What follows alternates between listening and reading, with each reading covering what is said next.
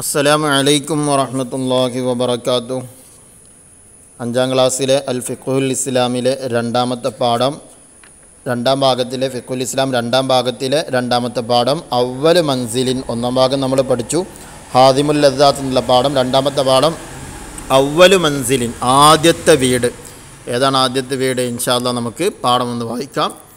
മയ്യിത്ത് കുളിപ്പിച്ചു, കഫൻ ചെയ്തു, മയ്യിത്ത് കട്ടിലിൽ വെച്ച് ഖാളി പറഞ്ഞു. മയ്യത്ത് കുളിപ്പിച്ച് കഫൻ ചെയ്ത് മയ്യത്ത് കട്ടിലിൽ വെച്ച് ഖാളി പറഞ്ഞു. എന്താ പറഞ്ഞത്? നമ്മുടെ സഹോദരൻ ഖാസിം ഹാജി നമ്മോട് വിട പറഞ്ഞിരിക്കുകയാണ്.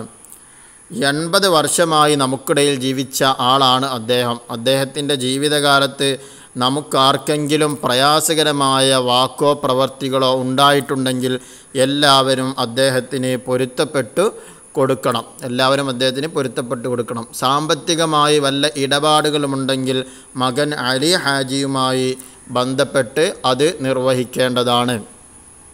ഖാസിം ഹാജിക്ക് അള്ളാഹു മഗ്ഫിറത്തും മർഹമത്തും നൽകട്ടെ.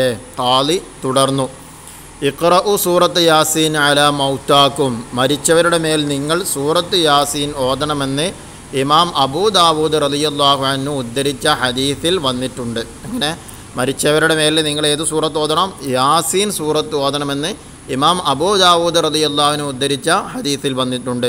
അതിനാൽ ഖാസിം ഹാജിയുടെ പേരിൽ നമുക്ക് യാസീൻ ഓതാം. അങ്ങനെ എല്ലാവരും കൂടെ ഖാസിം ഹാജിയുടെ പേരിൽ എന്ത് ചെയ്തു? യാസീൻ ഓതി. എല്ലാവരും യാസീൻ ഓതി. ഖാളി ദുആ ചെയ്തു. യാസീൻ ഓതി കഴിഞ്ഞതിന് ശേഷം ദുആ ചെയ്തു. ലാ ഇലാഹ ഇല്ലല്ലാഹു ലാ ഇലാഹ ഇല്ലല്ലാഹ്. മയ്യത്ത് മസ്ജിദിലേക്ക് എടുത്തു. മയ്യത്ത് എന്ത് ചെയ്തു? മസ്ജിദിലേക്ക്. മയ്യത്തിനെ കൊണ്ടുപോകുന്ന സമയത്ത് ചൊല്ലുന്നതാണ് ലാ ഇലാഹ ഇല്ലല്ലാഹു ലാ ഇലാഹ ഇല്ലല്ലാഹ്. ആ രീതിയിൽ ഇങ്ങനെ ലാ ഇലാഹ ഇല്ലല്ലാഹ് തഹ്ലീൽ ചൊല്ലിയിട്ടാണ് എന്ത് ചെയ്യുക? മയ്യത്തിനെ മസ്ജിദിലേക്ക് കൊണ്ടുപോവുക. അതാണ് അവിടെ പറഞ്ഞത്. മയ്യത്ത് മസ്ജിദിലേക്ക് എടുത്തു. ആളുകൾ ദിക്ർ ചൊല്ലി കൂടുതൽ ആളുകളും മയ്യത്തിൻ്റെ മുന്നിൽ നടന്നു. മയ്യത്തിൻ്റെ മുന്നിൽ നടക്കലാണ് ഏറ്റവും നല്ലത്. അങ്ങനെ എന്ത് ചെയ്തു? കൂടുതൽ ആളുകളും മയ്യത്തിൻ്റെ മുന്നിൽ നടന്നു. ജനാസ നിസ്കാരത്തിന് തങ്ങൾ ഉസ്താദ് നേതൃത്വം നൽകി.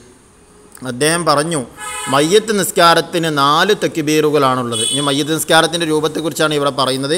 മയ്യത്ത് നിസ്കാരത്തിന് എത്ര തക്ബീറുകളാണ്? 4 തക്ബീറുകളാണുള്ളത്. മയ്യത്ത് നിസ്കാരത്തിന് 4 തക്ബീറുകൾ. 1-ാം തക്ബീറിന് ശേഷം ഫാത്തിഹയും, 1-ാമത്തെ തക്ബീറിന് ശേഷം സാധാരണ നമ്മൾ നിസ്കാരത്തിൽ ഒന്നുപോലെ ഫർളുള്ളതുപോലെ ഫാത്തിഹ ഓതണം. 2-ാം തക്ബീറിന് ശേഷം ഇബ്രാഹിമിയ സ്വലാത്തും ചൊല്ലണം. ഇബ്രാഹിമിയ സ്വലാത്ത് നമ്മൾ സാധാരണ നിസ്കാരത്തിൽ ചൊല്ലുന്ന സ്വലാത്തിന് അവസാനത്തെ അത്തഹിയ്യാത്തിൽ ഇൻഷാ അല്ലാഹ് തദ്രീബാത്തിൽ അത് വരുന്നുണ്ട്. അപ്പോൾ 2-ാമത്തെ തക്ബീറിന് ശേഷം എന്ത് ചൊല്ലണം? ഇബ്രാഹിമിയ സ്വലാത്ത് ചൊല്ലണം. 1-ാം തക്ബീറിന് ശേഷം ഫാത്തിഹ ഓതണം. 2-ാം തക്ബീറിന് ശേഷം ഇബ്രാഹിമിയ സ്വലാത്ത് ചൊല്ലണം. മൊത്തം എത്ര തക്ബീറാന്ന് പറഞ്ഞത്? 4 തക്ബീർ. 3-ാം തക്ബീറിന് ശേഷം എന്താ ചെയ്യേണ്ടത്? അല്ലാഹുമ്മ ഗ്ഫിർ ലഹു വർഹംഹു വഅഫു അൻഹു വആഫിഹി വഅക്രിം നുസുലഹു വവസ്സിഅ മദ്ഖലഹു വഗ്സിൽഹു ബിൽമാഇ വസ്സൽജി വൽബറദി വനഖ്ഹിഹി മിനൽ ഖതായ കമാ യുനഖ്ഖ അസ്സൗബുൽ അബീദു മിനദ് ദനസ് വഅബ്ദിൽഹു ദാറൻ ഖൈറൻ മിൻ ദാരിഹി വഅഹ്ലൻ ഖൈറൻ മിൻ അഹ്ലിഹി വസൗജൻ ഖൈറൻ മിൻ സൗജിഹി വഅദ്ഖിൽഹുൽ ജന്നത വഅഈദുഹു മിൻ അദാബിൽ ഖബ്രി വഫിത്നതിഹി വമിൻ അദാബിൻ നാർ എന്ന ദുആ നിർവഹിക്കണം. ചുരുക്കി പറഞ്ഞാൽ 3-ാമത്തെ തക്ബീറിന് ശേഷം മയ്യത്തിന് വേണ്ടിയുള്ള ദുആ ചെയ്യണം. ആ ദുആ ആണ് ഇവിടെ കൊടുത്തത്. ഈ ദുആ ആണ് 3-ാമത്തെ തക്ബീറിന് ശേഷം ചൊല്ലേണ്ടത്. ഇനി 4-ാം തക്ബീറിന് ശേഷം അല്ലാഹുമ്മ ലാ തഹ്രിംനാ അജ്റഹു വലാ തഫ്തിന്നാ ബഅദഹു വഗ്ഫിർ ലനാ വലഹു എന്ന ദുആ ചൊല്ലണം. തുടർന്ന് സലാം വീട്ടണം. അപ്പോൾ 4-ാമത്തെ തക്ബീറിന് ശേഷം എന്ത് ചെയ്യുക? ഈ ദിക്ർ ചൊല്ലുക. അല്ലാഹുമ്മ ലാ തഹ്രിംനാ അജ്റഹു വലാ തഫ്തിന്നാ ബഅദഹു വഗ്ഫിർ ലനാ വലഹു എന്ന് എന്ത് ചെയ്യുക? ദുആ ചെയ്യുക.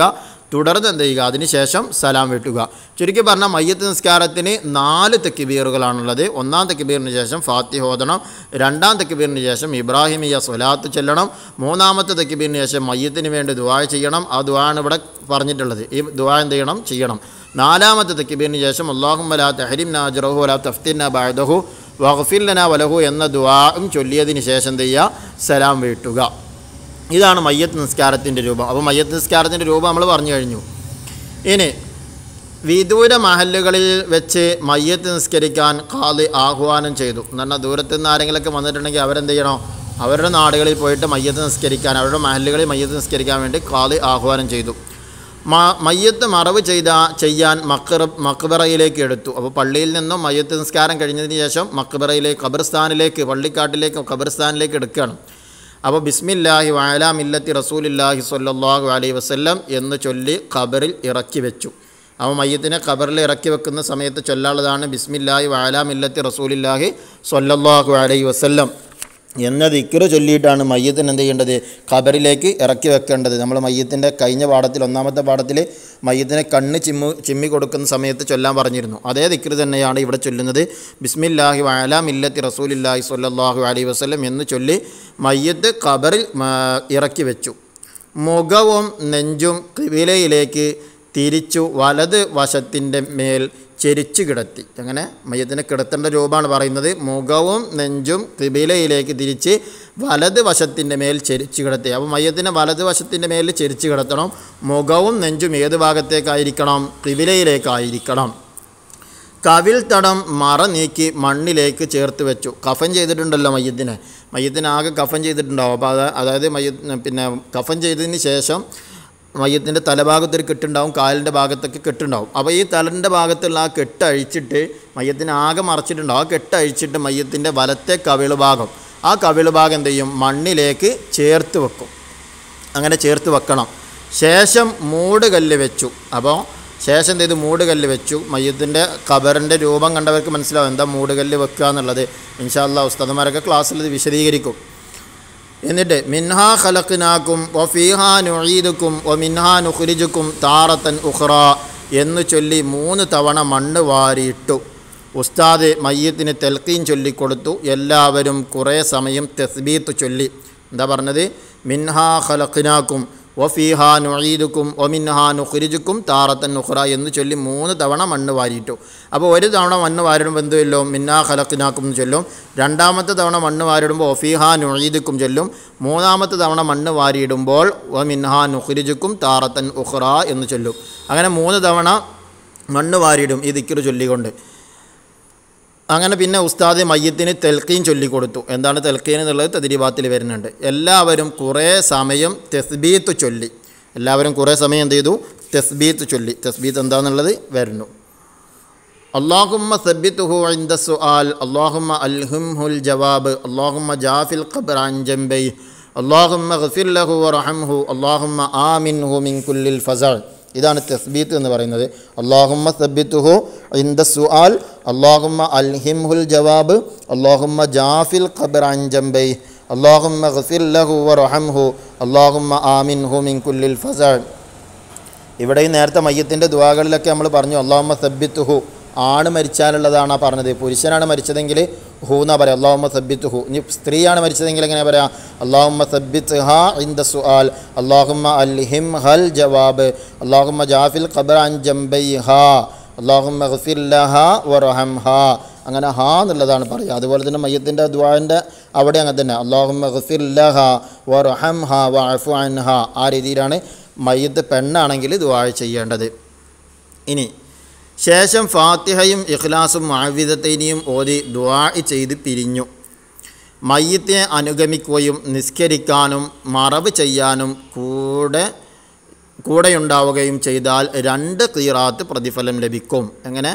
മയ്യത്തിനെ അനുഗമിക്കുക, മയ്യത്തിനെ വീട്ടിൽ നിന്ന് പള്ളിയിലേക്ക് കൊണ്ടുപോകുമ്പോൾ അതിൻ്റെ കൂടെ പോവുക.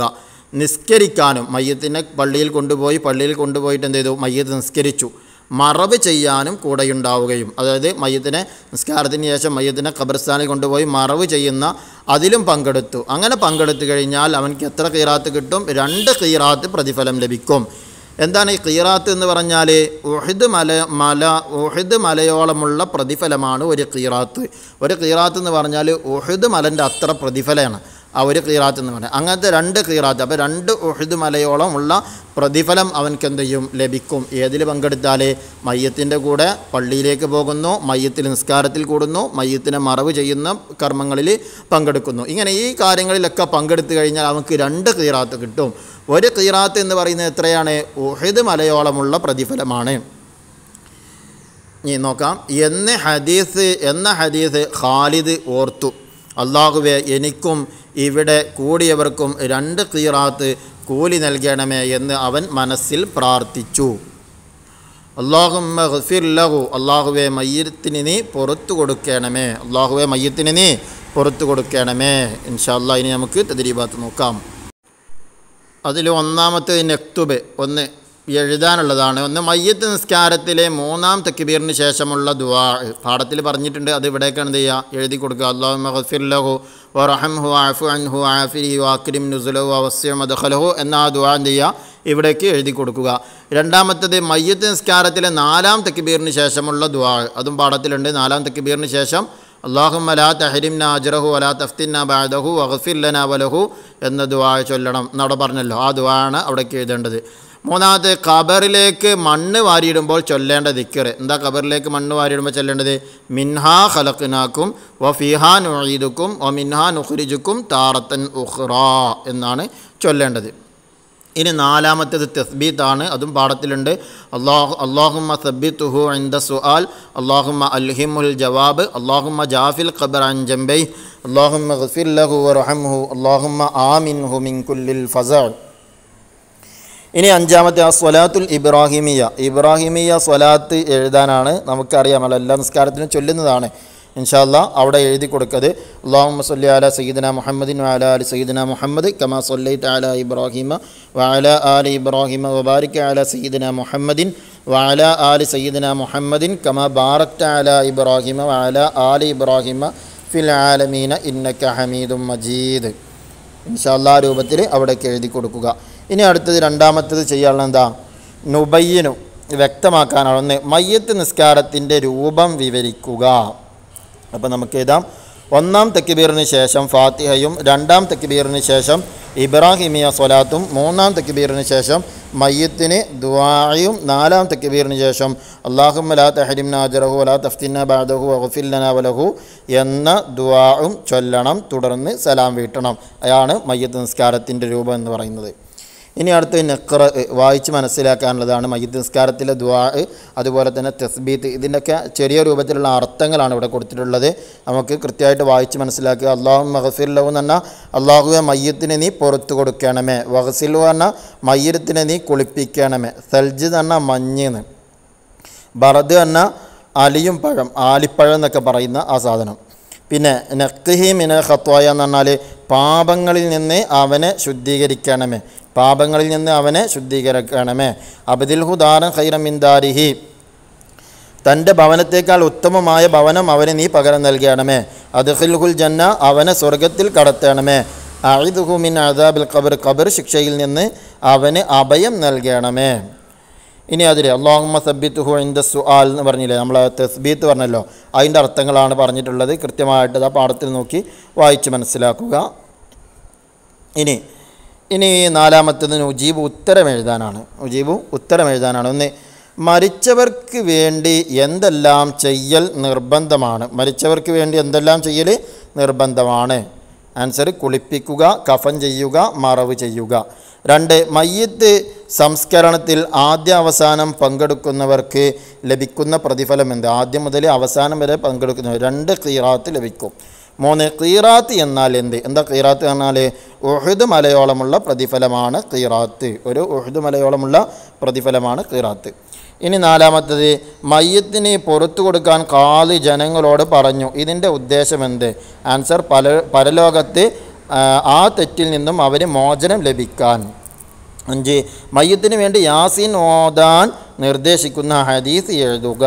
ആൻസർ ഇഖ്റഉ യാസീൻ അലാ മൗതാക്കും. ഇനി തഖ്സീസ്. എന്താ തഖ്സീസ്? തൽഖീനിൻ്റെ വാചകങ്ങൾ അന്വേഷിച്ച് കണ്ടെത്തി എഴുതുക. തൽഖീനിൻ്റെ വാചകങ്ങൾ പാഠത്തിൽ പറഞ്ഞിട്ടില്ല. ഇൻഷാ അല്ലാഹ് നമ്മൾ തജ്വീദുൽ ഖുർആനിൻ്റെ അവസാന ഭാഗത്തിൽ ഹിഫ്ളിൻ്റെ ഭാഗത്തിൽ കാണാതെ പഠിക്കാനുള്ളടത്തുണ്ടത്. അത് അവിടെ നോക്കിയിട്ട് എന്ത് ചെയ്യുക, കൃത്യമായിട്ട് മനസ്സിലാക്കി എടുക്കുക. ഇവിടെ കൊടുത്തിട്ടുണ്ട്. യാ അബ്ദുല്ലാ ഇബ്ന അമത്തില്ല ഉദ്കുരിൽ അഹ്ദൽ ലദീ ഖറജ്ത അലൈഹി മിനദ് ദുനിയ ഷഹാദത്ത് അല്ലാ ഇലാഹ ഇല്ലല്ലാഹു വഹ്ദഹു ലാ ശരീക ലഹു എന്ന് പറഞ്ഞിട്ടുള്ള അതാണ് തൽഖീൻ എന്ന് പറയുന്നത്. പറഞ്ഞ് തജ്വീദുൽ ഖുർആൻ്റെ 2-ാം ഭാഗം തജ്വീദുൽ ഖുർആൻ്റെ ഹിഫ്ളിൻ്റെ ഭാഗത്തതുണ്ട്, അവിടെ നോക്കുക. ഇൻഷാ അല്ലാഹ് ഇതോടെ തദ്രീബാത്ത് കഴിഞ്ഞു. അല്ലാഹു സുബ്ഹാനഹു വ തആല നാഫിയായ ഇൽമ് നമുക്കെല്ലാവർക്കും നൽകുമാറാകട്ടെ.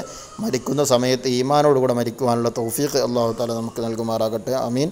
അസ്സലാമു അലൈക്കും വറഹ്മത്തുള്ളാഹി വബറകാതുഹു.